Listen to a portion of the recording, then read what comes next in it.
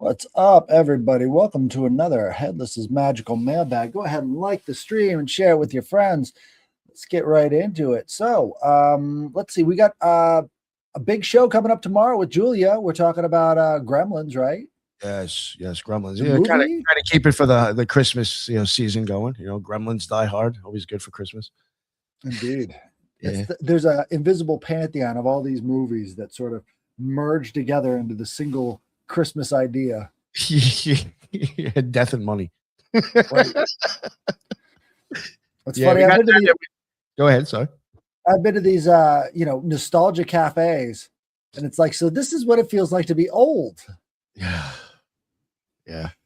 So all the stuff from the 80s, and I'm like, I recognize all this. This is from my childhood. What the fuck? Yeah, I was like, I had that lunchbox. Right. You're like, fuck. Wow, I'm old. I'm nostalgic now. Right. I remember going to the nostalgia places with my parents and thinking how old they were. They just remembered all that stuff firsthand. So, yeah. Right. Yo, music that we listen to could be considered classic by now. Right. Which is crazy. Right. I stay away from the classic rock stations because I don't want to feel that old. So. Yeah. Yeah. Another thing we got coming up too, we got Greg K from Occult of Personality coming on Saturday. It's a pretty big show in the occult community, so pretty impressed. Very nice. Yeah, looking forward to that. Very nice. What's his specialization? What is he? You know what? Tell you the truth, in practicing, I don't know. I just know he's always had like these. He just has all these big name guests on the occult community. That's all. Right. Yeah, it was kind of like somebody like him and Rune Soup Rune Soup, I know what he's into because he talks about it oftenly, but those two shows, I remember like when I was in the occult community, kind of like just practicing and not really in the conspiracy community, those were like kind of like the tinfoil hat fucking podcasts of the occult community. So, and them and like Glitch Bottle, who you know. Right. Those shows. That's been good. I like the shift that we're sort of moving away from like all the conspiracy stuff and focusing solely on the occult stuff because there's so much more scholarship and like actual, writings about this stuff that's kind of professional as opposed to, I feel like the lizards are doing things. Yeah, there's too much. I hear what you're saying. There's a little bit more like, I guess, fact than fiction when it comes to covering this stuff, believe it or not. Right. Which is crazy when you think about it. But yeah, exactly. So I got my symbol here. Let's go to this one. This is the hieroglyph for Shut, or the Egyptian concept of the soul. So this is, it's also known as the shadow. So they called it the Shut, pronounced Shoot, to be another part of a person's soul. There are very few pictures of the Shut, but it's normally depicted as a silhouette with a single eye. So it was said to be for opening the tomb for the Ba spirit and the shadow so that they may go out in the day. These two elements, the Ba and the Shut, often appear in similar contexts, like the Book of the Dead. So that is the Shut. Now, I want to see what the other version looks like, but I couldn't find it anywhere, and it was hard to even find this one. So what do you think of that? Seems like a mushroom. Yeah, right. I think it's kind of funny how it looks a little bit like the thing I was going to show. That's not really, but I mean a little bit. But yeah, it does look like a mushroom. Right. And this would just be the word. This isn't the actual like picture of the Shut.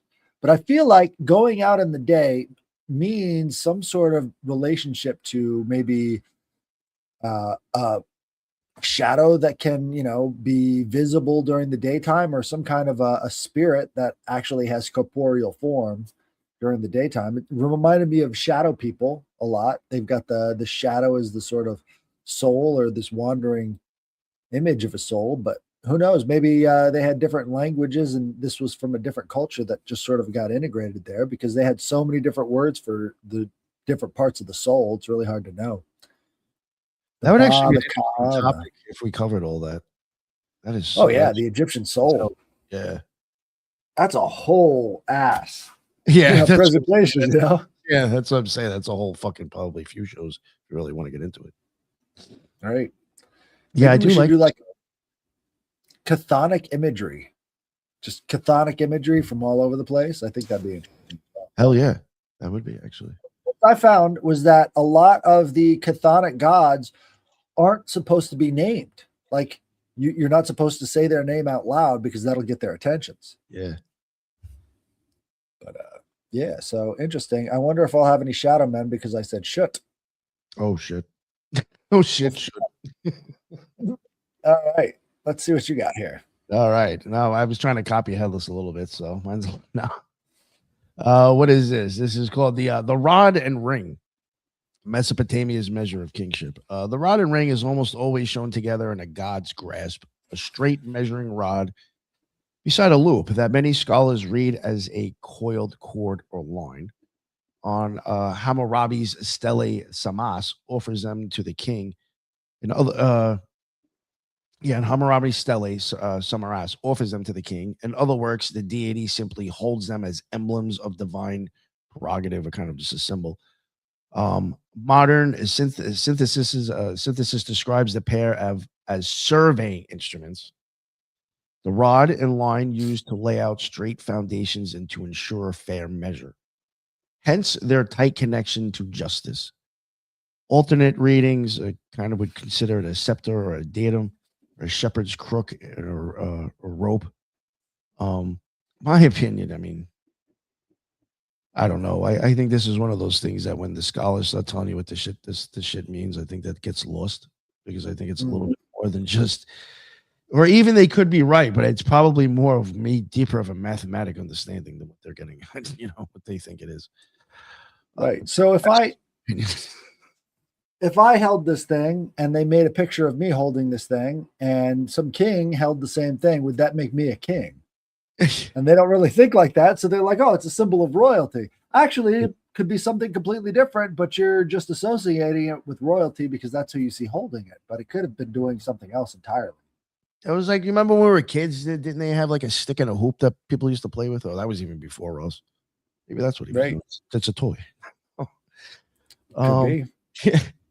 When it first shows up and where it travels, you get it in Europe from around the 21st century BCE. Fragments of the Namu Stele already show a great god presenting the rod and ring to the Sumerian king, one of the earliest, clearest renderings of the cords as coiled line.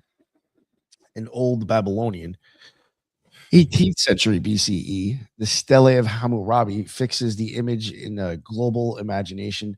Samas is enthroned, extending the pair. Below that, there'll be about 4,000 plus lines of supposed legal text. That's another thing, too. A lot of times I just wonder, like, this stuff that they're saying is like legal texts or like, oh, it's just talking about like, how many grains were sold today. Is that correct? I don't know. Maybe. The Lavor's catalog explicitly describes the god tendant, circle et baton, offering a circle and staff. That's what that meant. On the Euphrates, around 18th century BCE, the palace fresco known as Investiture of Zimri Lim shows Istar conferring the rod and estate right. The painting was found in Court 106, Court of the Palms, and is now in Louvre, wherever Louvre is. There's another one that's from a Neo-Assyrian from 2nd century to the first of BCE, and on Kuduru, which is boundary stones, and cylinder seals, you'll see it. The emblems reoccur among divine symbols that guaranteed grants and oaths. Visual myco contracts any viewer could read. Museum notes explain how much stones combined images of the gods with legal text. What it means to them, some people are saying the text in Sumerian hymn Inanna's Descent, the goddess outfits herself with lapis lazuli, measuring rod and measuring line, before entering the underworld. Proof that rod and line were named tools of measure in sacred context. Again, if they're understanding it correctly. I would even wonder if that has something to do with linear, or time in itself. Those shapes. It could be linear, circular. Iconography, scholarly treatments of Hammurabi and Marie's investiture, argue the pair are surveying and measurement instruments, implying for laying out straight foundations and, by extension, for establishing order, equity, and just rule. Who made it? Hey, according to this, it could have just been pretty much just people that were into building that stuff, people into stone or plaster. There isn't any specific name or person that it goes back to. I mean, that's really it. Just figured cover that one. It seems like that could be a crossbar for a scale, right? So if you hang something off of one end and you hang something on the other end, then it's sort of balancing between the two of them. Yeah. See what I mean? So it's like it's a measuring device, certainly, but it's just not hooked up to the two baskets on either side. Yeah, I just feel like sometimes these the way that they look at this stuff, I don't know, I question how close they are to it. Right. Yeah. It's just, what the thing is just like, I don't know, like all the other shit that's probably like, if I was to show this image, I mean, we all know what it is probably anyway. If we were to show that image, there'd be so much occult art on it already that it's just like that's really just that, and that's it. You know what I'm saying? Right. Like, it just doesn't seem to fit in with everything else that's trying to be told and said. I mean, they could be right, but I just feel like, I don't know, there's something else there besides what they're saying. Right. It just reminded me of the Libra glyph, because we just take that little part out, then, and Libra's the scale. So exactly. Oh yeah, and measuring again. Yep. I mean, that's what I'm getting at. I mean, it could be, but like, what are we measuring? For all we know, that could be like what you're going on with the two different types of time. Right. Yeah, the cultural context for this stuff is so, obscured by history, because this could be slang, nobody thinks of that. This could be a slang for something else. So, you think I never thought of that. You think they had slang back then? They had to have, right? Oh, of course. Yeah. I wonder what they were shortening. What their shit was like, or what their shit talking was like back then. I'm sure they weren't going around saying 6, 7. Or they were. Yeah, and it actually meant something. Right. Well, think about the Seder Square, right? So all these people were using it. I very, very much doubt that any of them really understood it. It was like that S, they just sort of made it. Yes. Maybe thought it looked cool. Excuse me. We got right. So what? We do. Oh shit. This one is by J.A. Did you read any of it? Always makes me nervous how you don't check the smell before you start reading it. I don't want to poison myself with preperceptions. No, I get it. No, I do get it though. This one is from J.A. It says, all right, gents, here's one for you. Many years ago, I joined an occult organization. I won't say which one. Excuse me. I immediately began receiving phone calls from members asking me to hang out, which was fine by me, except for one thing. Within a few days of hanging out with them, I'd get a phone call from one of the leaders of the organization who would repeat back to me what I'd shared in private with my new friends. And even worse, admonish the things I'd discussed. Needless to say, I did not appreciate. Oh, he's got one too. It looks like those are separated. Yeah. Sorry. Well, I didn't know if they were separated or actually together. So that sort of clears it up for me. Maybe there was a sort of a game that they would play in the hand that would show mastery. And then maybe that's kingly or something. I don't know. Needless to say, not only did I not appreciate my new friends betraying my trust, I also did not take kindly to someone trying to control every facet of the personal path I was trying to walk. This all quickly culminated to a final phone call with the head guy who insulted me so deeply, I literally told him to go fuck himself and hung up the phone. He called back several times and I refused to answer. Now, the house I lived in at the time had a huge backyard, which I always kept 2 camping chairs in. On the night of the final argument, as I was getting back home and approaching the backyard, I saw what looked like someone sitting in one of those chairs. It was dark, so it was hard to be sure at first, but as I got closer, I became obvious. There was a pitch black figure sitting in one of my chairs. The shoot. I stopped in my tracks as I wondered why someone would be sitting there by himself in the middle of the night and not even say anything when he could clearly see me approaching. Another pitch black figure came from behind me and whizzed by so fast and silently that I immediately reached the conclusion that these things were not human. I looked at the chair again, and it was now clearly empty. I turned to unlock the glass sliding door which led into the house, and as I glanced up, a third black figure whizzed by the window on the other side of the room, again at an inhumanly fast speed, and again in complete silence.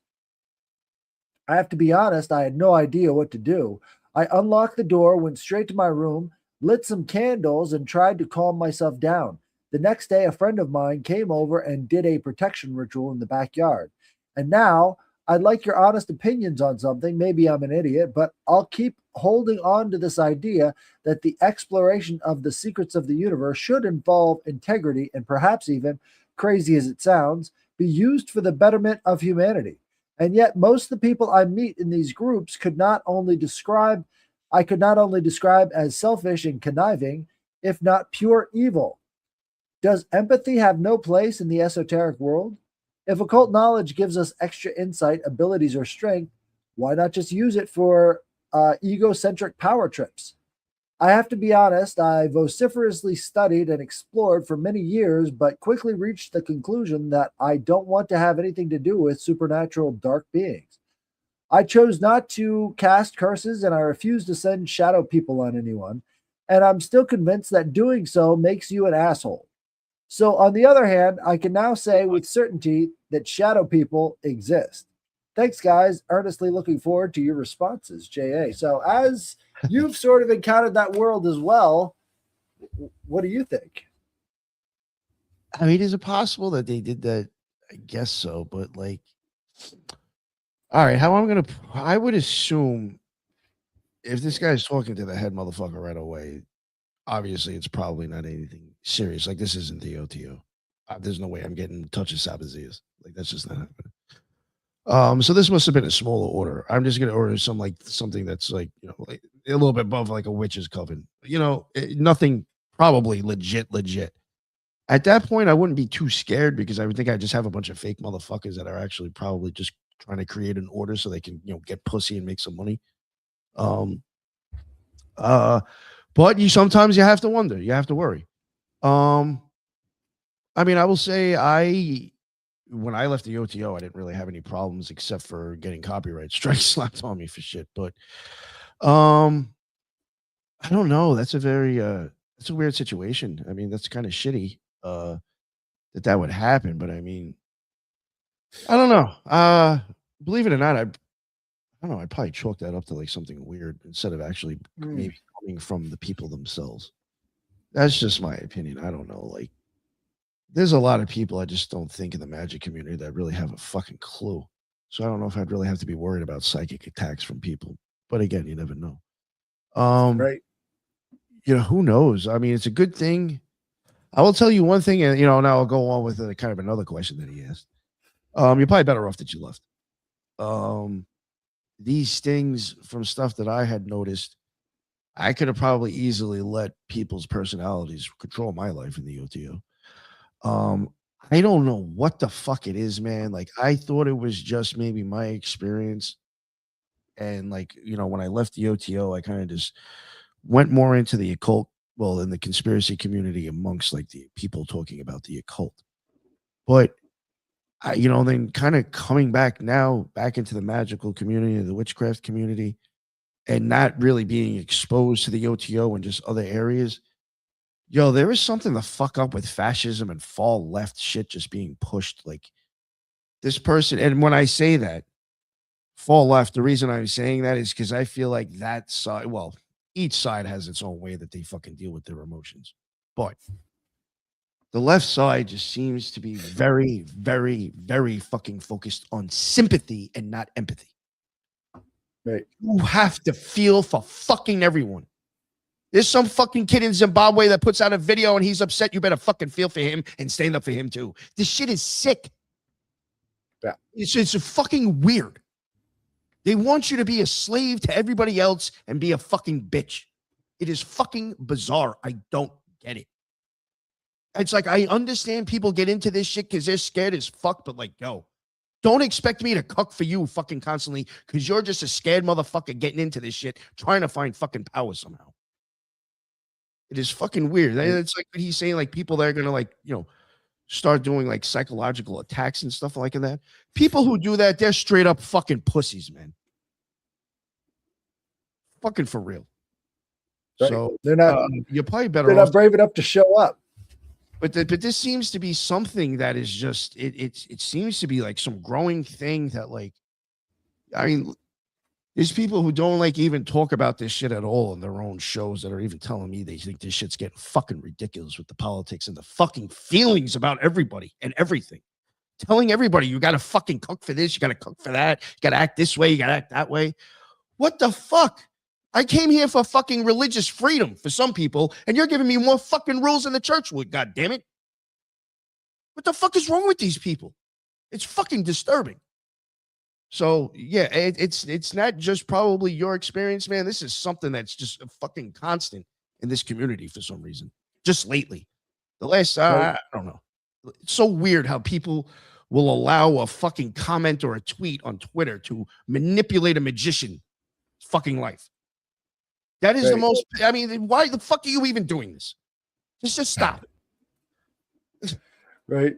You can control your own responses, but you can't control what other people do in the first place. But I look at it kind of demographically, right? So we're in sort of the fringe field, right? And a lot of people in the fringe field are looking for ways of trying to get power for themselves. So joining up with a magical order or something like that, you're going to find a lot of ego. You're going to find a lot of people who know better than you do about just about every part of your life. And they're kind of control freaks too, because they don't feel like they have the control they want in their own life. That's why they're starting these orders and stuff. So in general, what you're going to find is, unless you've really, really searched every possible avenue, is you're going to find that general personality type running these orders. I can tell you from one of my friends' experiences, he actually wrote this massive book about one of these, Canaanite sort of deities. I believe it was the one that you showed originally. I don't want to exactly say her name, but he wrote a whole book about it. And this other guy who took a look at that book, copied everything from it, and started his own magical cult based off of this book that he read from somebody else. And this guy's like, what the fuck? What are you doing with this? It's like, you just created a cult about the thing that I just showed you. And he's like, yeah, you want to join it? It's like, are you kidding me? Like, this is what we're doing. You're just going to steal everything from me and then say, hey, you want to join my cult that I started with all the stuff that you showed me? That's another thing. That's one thing I'll say, yo, if you're in the magic or the witchcraft community, and I'm not sticking up for like organized like fraternities, but if somebody is just like popping up with their own thing, fucking run. That is probably an ego beast looking to control people and to stick their dick in anything that will let them. Very true. I mean, there's shit blew my mind. It was somebody that, I'm going to straight up, somebody that was on this show. I'm not going to say their fucking name. Was involved in some witches coven. That's going to knock it down pretty, whatever. Won't be too hard to figure out who this is now. A couple of weeks after that, there's a fucking video about this psychotic motherfucker and what they were doing inside of this coven. I was like, I cannot believe this person was on my show. This person is sick in the fucking head. Disgusting. The fucking things that you're hearing people in this YouTube video talk about what they experienced. This shit is all about fucking control for some people, man, and to get their fucking sexual rocks off. So be leery. Be leery. Right. And, it's one of those things. You got to think about where you're at and who else is doing it. You think everything is for the good of humanity, but this is one of those things that you find with the left wing. Again, what they've done is they've universalized everything to such an extent that now they don't really have any personality of their own other than this, sort of vague avenger of anyone who has bad feelings or anybody who's been screwed over in their lives. And they feel like they know who that is, even though they're only given certain inputs into how to feel about certain groups. You're only given a narrow sort of perception window, and everything has to stay within that narrow perception window so that you can have your universalist mentality. That ends up leading to stuff like left-wing insanity, But I think it's far more important to go into these situations clear-headed and know that a lot of the people there are control freaks, and they're doing that for this purpose. But the one thing you can be sure of is the kookier sounding the cult, the kookier it actually is. There's never anything. I hate to say it. Right. So the way I put it is like this. So if there is something that amazing and fantastic, and that you can actually see the aliens or the UFOs or whatever is coming back to save you, it just means that they're much better at creating illusions than other people. I would never buy into it, just because of the fact that this other world is going to destroy your own life in reality here, because it has no choice. These are two different worlds coming into conflict, and whoever's stuck in between that stuff is generally going to get smashed. So if you're doing this for self-development, you got to stay away from the weird stuff. Yeah. Pretty much. Yeah, I'll put it that way. If you're looking for self-development, be very leery. If you're looking to have a good time and freak off and meet some weirdos, go for it. Right. Right.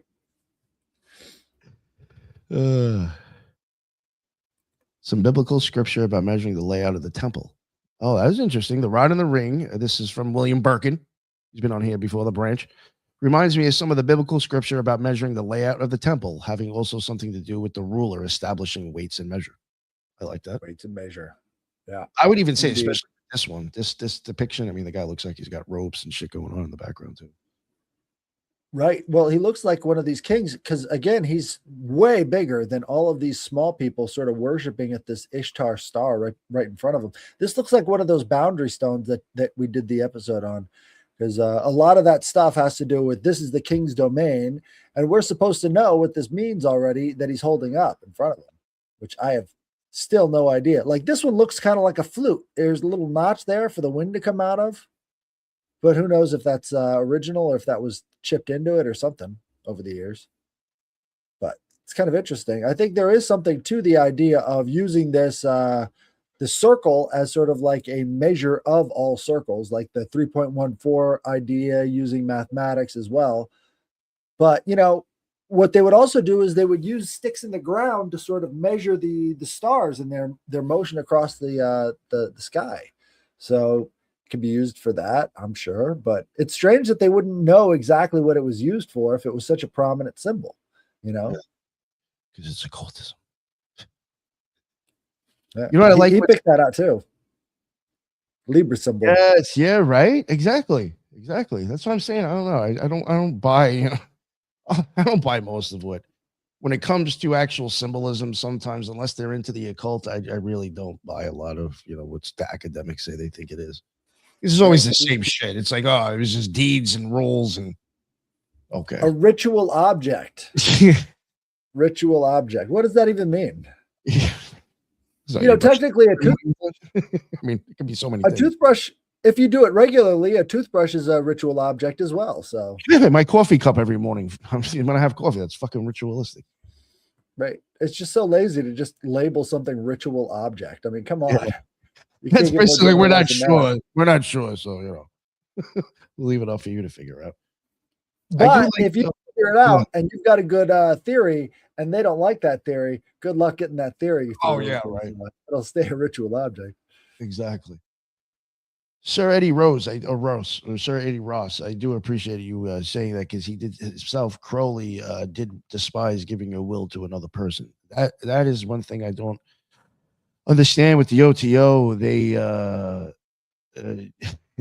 sorry, I'm laughing at the comments. For one, he has said himself, and I used to even know, like, it was almost like, people quoting Bible quotes. I almost used to know, like, even like the book and where it was from. He tells you twice in his own shit, don't put me on a fucking pedestal. I ain't the one.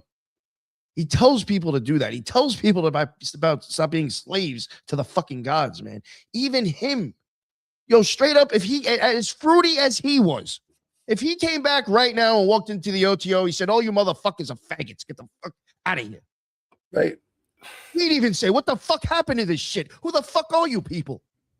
Right. You're all a bunch of fucking pussies." And he was half a homo. Right. And well, the thing is like he could. Who cares? But I'm just saying, you know, even he'd be like, "Yo, man, the fuck up already." Right. He would be able to tell the difference between social engineering and, you know, a valid social whatever. But like now people can't even tell the difference between social engineering and a social cause anymore. It's completely lost, you know. But that's sort of how it goes. I mean, we go through cycles with society where, you know, at some point people feel like they have to make everybody else sort of ascribe to their belief system, or else the whole thing's going to crumble. And we're kind of in that perpetual phase in our society where everybody has to believe whatever the ruling majority or whatever wants us to believe, or else, you know, we're out. So it hasn't been that bad for a while, but now that we're going kind of bankrupt, we kind of keep finding over and over again that there's somebody there with this sort of unity answer. Donald Trump's just the latest iteration of that, but you know, we'll see. I think a lot of people have just turned off, you know, they don't expect anything from society anymore, which I think is probably a healthier notion than thinking that society is supposed to work for you.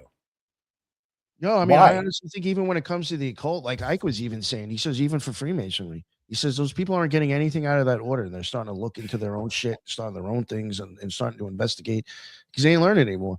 I mean, unfortunately, well, not fortunately, hopefully, I hope within the next 20 or 30 years, the OTO goes fucking down. There's no fucking point of it being here anymore. It's nothing. You're not going to fucking learn anything in that place with the way they're deciding to run. People I don't even think are going to those places as much anymore. They're listening to shows like this instead. And they're studying and reading. Because one, you don't have to get fucking charged. And we're not fucking making you do any creepy shit. You know what I'm saying? It's just exactly. I don't think these places are going to do well if they keep going the way that they're going. I think they're going to be their own demise. We're not even charging a clubhouse membership, so yeah. Here's your initiation. For an initiation, right? Fuck. I mean, listen, we work something out, but no. We'll see. We'll see how it works. I mean, maybe passing the joint, that's the initiation. Yeah, that's really right. Hitting the vape with me in an event. There you go. Yeah. I guess in that sense, Ed Casas is already in. Yep. Ed Casas. Casas. He's officially a he's the bishop. Cultist. He's the bishop, yes. Yeah. Well, it's been a great episode. We'll come back again next time. Definitely send us those emails. I love hearing about your stories. If you have any kind of means of keeping shadow people away, I'd love to hear about it. I saw in the comments people were having experiences and they haven't emailed me. So email me at headlessgiantpodcast@gmail.com. Don't just put it in the comments. Yeah. But thank you guys for watching, and we'll see you again next time. Later.